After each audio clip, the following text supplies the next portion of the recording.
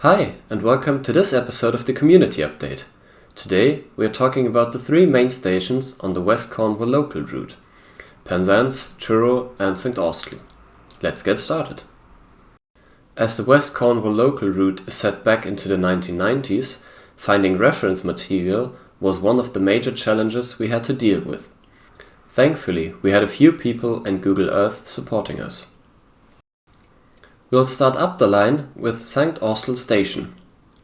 This was a large station with a loading area and a depot back then. In the 1990s we still have a siding, which is really important for gameplay possibilities, and what used to be the entrance of the car loading stations. The overall look of the station is very Mediterranean, especially with the palm trees and flowers all over the station. Right in the middle we have two tracks, both with an individual platform on each side.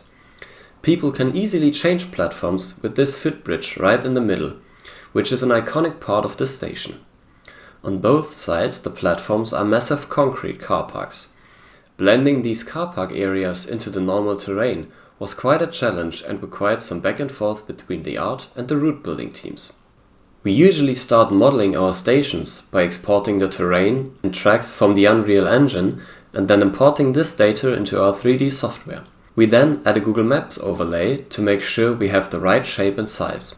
Then it's time to start working on the platforms, buildings and anything else station related, making sure that everything is where it's supposed to be. Continuing down the line, we'll arrive in Truro Station. Building this large station was quite complicated due to its complex architecture. The canopy details especially took some time to get just right. The station consists of two main platforms and a stump siding on each end. And of course we have the siding area right beneath the station. But Truro had another challenge for us. The track has a slight gradient in the middle of the station, and since we wanted it to be as realistic as possible, making sure that the station follows the gradient was tricky to get right. Building a large station like this can be quite a challenge, because our art team splits these stations into smaller parts, which are then modeled and joined together in Unreal Engine. After the stations have been brought together, much more setup is required to make the model work in-game. That means, for example, setting up all the lights, the old display boards or the weather effect masks. The last station down the line is Penzance. This station is located right at the beach and serves as the terminal station for the West Cornish Main Line. The station itself has 4 tracks, of which 3 are covered by a large canopy. In earlier times, Penzance had freight tracks and a locomotive shed, but these moved to the long locomotive power depot a little before the main station. One of the last things we do when working on a route is lightbaking, sometimes referred to as shadowbaking. When lights outside a station are placed, we make sure to place them at a correct distance to make them best performing. But in stations, we often have a lot of light sources in a small place, as you can see in this example.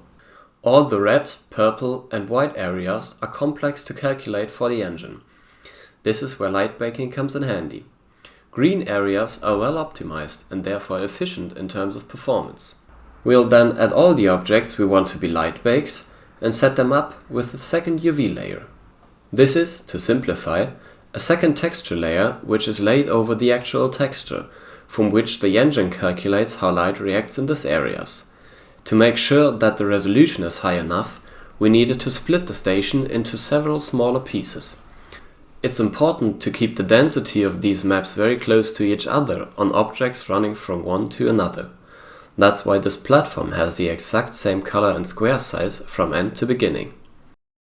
That was an overview of how we built the 3 main stations on the West Cornwall Local route. We hope you enjoyed this video. Thanks for watching. Don't forget to like this video and subscribe to our channel so you don't miss any upcoming videos.